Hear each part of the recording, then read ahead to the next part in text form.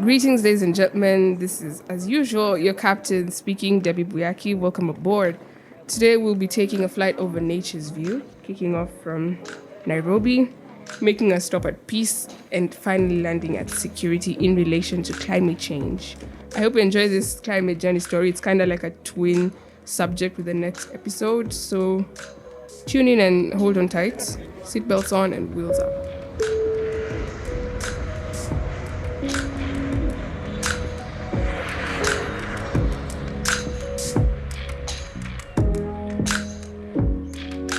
So, episode 4, climate change, peace, and security. This sounds like a whole lecture that's gonna be, because this is also pretty wide to try and relate. But I'm gonna try to explain it as simply as I can. But before we go on, I want you to have this word in mind throughout this and the next episode. The word being exacerbate, which is quote unquote just to make things worse. So have that in mind. Peace, as we see in this generation, entails more than the absence of armed conflict. There's a lot of, when you talk about peace, it's quite relative. We can have even inner peace, emotional peace, health-wise peace. This peace sometimes in this generation cannot be defined as blank statement of absence of conflict. So insecurity as well exists in many shapes and forms. They can be political, economical, whatever you were thinking that is insecurity, that one as well, and two different levels of insecurity in terms of local, national, regional, international, household. All that is insecurity. So this is basically something that is quite vast to explain the essence and the intricacies of peace and security and how the two correlate. But to have peace means activities aimed at preventing the outbreak or escalation, continuation, or recurrence of conflict. And this is something I know, especially in this year, as of a year and few months ago, with relation to the wars going on around the world, the Ukrainian war. I think the people who listen to this in like 2050 would wonder what this is about. But the previous war we're seeing in Sudan as well. So peace is preventing the escalation, continuation, or reoccurrence of conflict. To have security includes having safety from threats, whichever the threat is, be it hunger, disease, repression, and even protection from sudden hurtful disruptions. And this is where climate change comes in. Sudden hurtful disruptions to the normal patterns of daily life. So one day you're here and then it floods and then you have to move houses, you have to move cities. So that's quote unquote insecurity, just a sudden disruption to your daily life. There are drivers of insecurity, and they include a range of underlying economic, social, political, environmental issues that contribute to these dimensions. So there are different things at the bottom. Before we see insecurity or lack of peace at the top as a symptom, there's so many things that are contributing to these things under. Proximate factors include ignition sparks of long-term insecurity issues as well as short-term. For example, if we talk about long-term security issues, we can give examples of the Middle East with, it's been years and years of conflict. So those are different. The underlying causes of those are different from the underlying conflicts of recent or short-term insecurity issues. I'll explain all this, but don't worry. Remember, climate change is experienced by everyone, but not equally. And this is where the non-believers of climate change probably come in. But that's a story for another day. Just because you're having less floods as compared to someone in Uganda or someone in Pakistan doesn't mean the effect of climate change is belittled for them as it is for you. So there's just a whole dynamics when it comes to talking about the believing and non-believing side of climate change. But anyway, remember the word we started with, exacerbate? Now let me give you like a practical example on how to relay peace and security and climate change to try and explain how this all comes through. And by the way, this is a real life example and it's happening in countries across the world. So here we go. Imagine there's a certain country and only a third of the land of the entire country is arable. That means agriculture can happen there and livelihoods can be sustained there.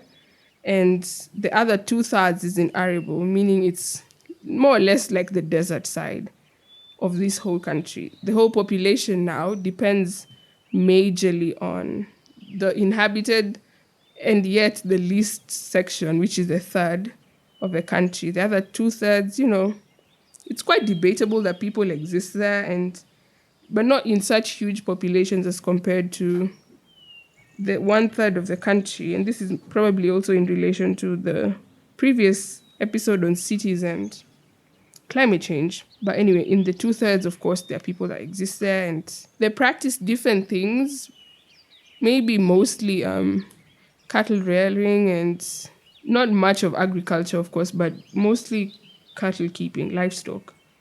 So, in regards to the government's division of resources, the occupation of the land with the most population definitely will benefit with the most of resources, because that's the point of it. Where most people are, that's where most facilities and resources are needed. So the government will probably allocate more there and not as much to the other areas, which, by the way, still actually have people. So there's hardly nothing that goes on around there because of the incapacity they have when it comes to the resources.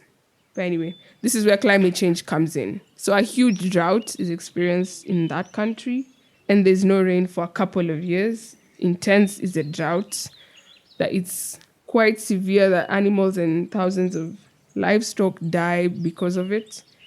And what happens to the third arable area? It becomes more stressed in regards to producing food to now feed all the population, including the guys in the two-thirds of the arid area.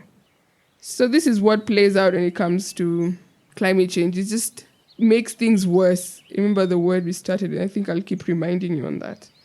So the communities that exist in the two-thirds area, what happens to them, especially if they are now livestock keepers? One of their livestock died due to starvation. The children, they suffer malnutrition. The women, they suffer diseases like malnutrition as well. The lactating mothers, it's a whole different story when it comes to that. And when it comes to social amenities as well, there's no markets to sell food. This is in the two-thirds area. Since they have little budgetary allocation, hospitals are also quite few. They're kilometers apart. There's little medication. There's just basically no much going on there, even though they have an equal share, as per the constitution, when it comes to resources distribution of this country that we're speaking about. As it comes to a few more years of the drought, of all human beings, we have to look for better or greener pastures when it comes to this point where there's no hope for rain year in, year out. And that's when we talk about climate migration. The livestock, most of them have died, and the little ones remaining, it's quite the malnourished and horrible sight to see. And now that in this area, let's say that is their main source of livelihood, and to survive, and their wealth is determined by how much cattle you have.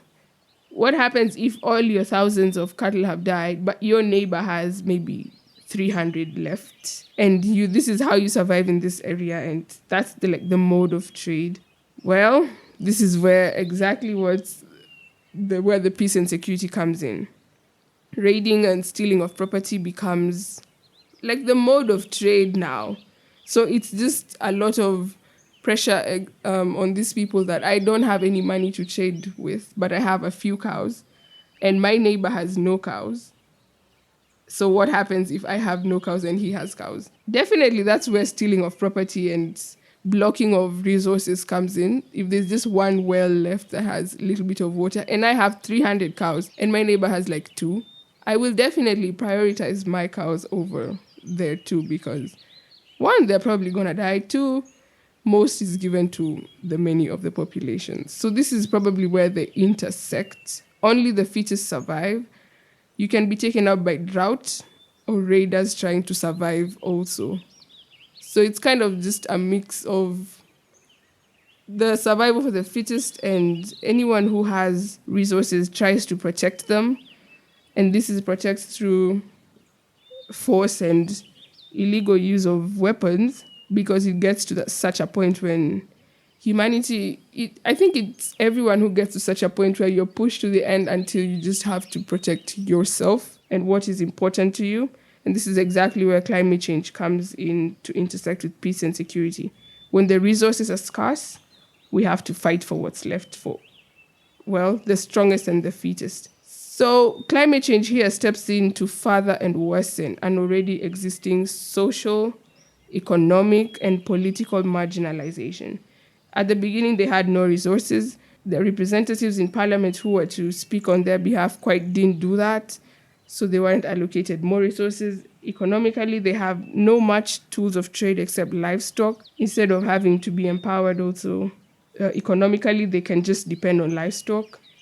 So when climate change comes in, it makes all this marginalization and weakness points worse.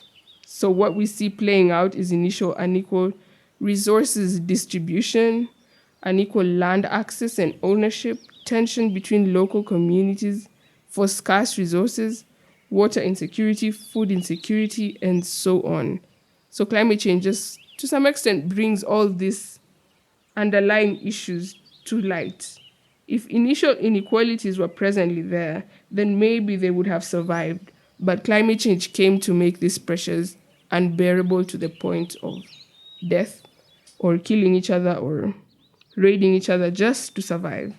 So this is a true and even now continuing situation of the spoken about country. You probably know what country I'm speaking about, but we'll see. Maybe someone can guess a wrong one, but this is something that's happening currently in this country. Just because it's happening, it isn't happening to you, doesn't rule the inexistence of climate change.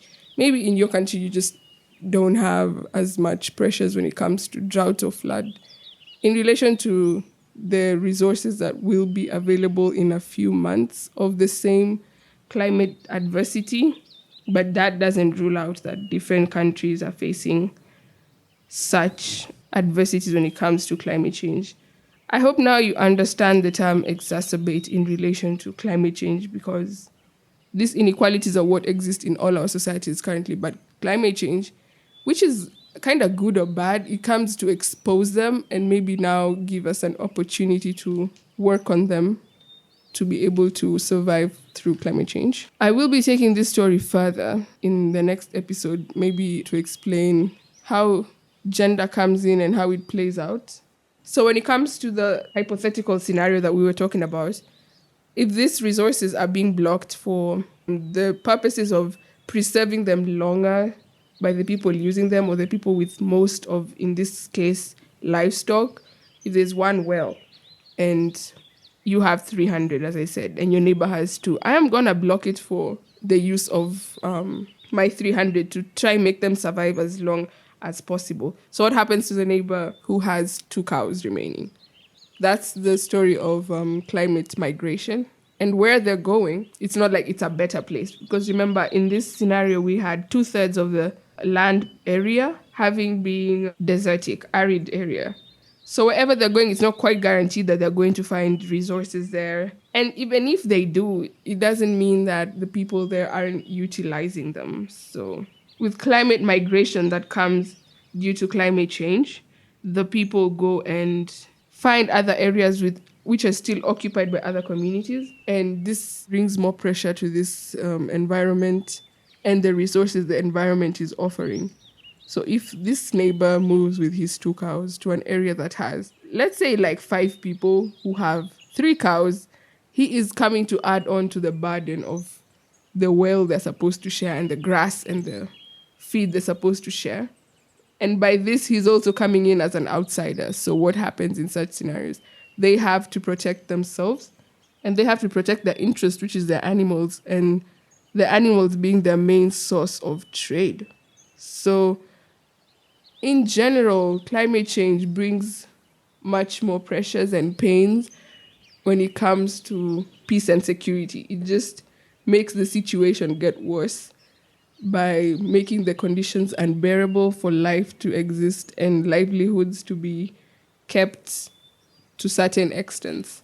We have thousands of cattle dying, and these are also people, and this boils down to the economy, which I think I mentioned in the beginning when we talked about insecurity, economic insecurity. So if all the livestock of this man or this family headed by this person die, and their children who used to go to school out of the proceeds of the sale of the livestock products, the leather, the meat, and whatever else is produced from such trades, what happens to the children who depend on this person for school fees? What happens to the ladies who are running business as proceeds of the milk and dairy products that come out of this? So it's something that boils down to every insecurity area: economic, social, political, environmental insecurity. In terms of political, it now turns into also the leaders on what they are doing to curb and stop this raids and rioting. And this is something in this country has been experienced for the past maybe 2 years in such intensities, where even civilians are being killed for resources. Animals are being raided, and they're raiding this with force. And with force, of course, comes loss of lives. So climate change really is something that we need to discuss in matters of seriousness, because lives are being lost not only from the climate change effects, but from the boil down on what happens and what it affects in terms of livelihood, production, and sustainability. So when it comes to the different chapters that I'm going to give you a sneak peek on, that's on gender. We'll kind of use this same scenario to take it a bit further to see how gender will play out and jumps into the picture when it comes to climate migration. But I think I'm telling you too much. So I'll let you think about this whole scenario and how big it turns out in the end, as much as we just ignore it, or in different areas don't face it and cannot much relate to it. I hope this episode gives you a snippet on how climate change affects the drier areas or the overflooding areas in terms of their livelihoods and their resources. It's also the same pendulum when it comes to agriculture. When there's no rain to water the crops, and my neighbor has a little well in his house that he uses to water his tomatoes, and his tomatoes are great. What happens then when a whole village doesn't have food and this neighbor has food? What then turns you into a savage? And hunger can do that. It turns people to creatures they're not normally are going to be. So that's where insecurity comes in. And I hope you remember what we started as we end with what we started, the exacerbation. Just the pressure getting worse is the main connection with climate change, peace, and security. As always, thank you for listening. Climate change is real, and I hope this conversation and even furthering it in the next episode will help you see that. See you on the next flight. Ta-da!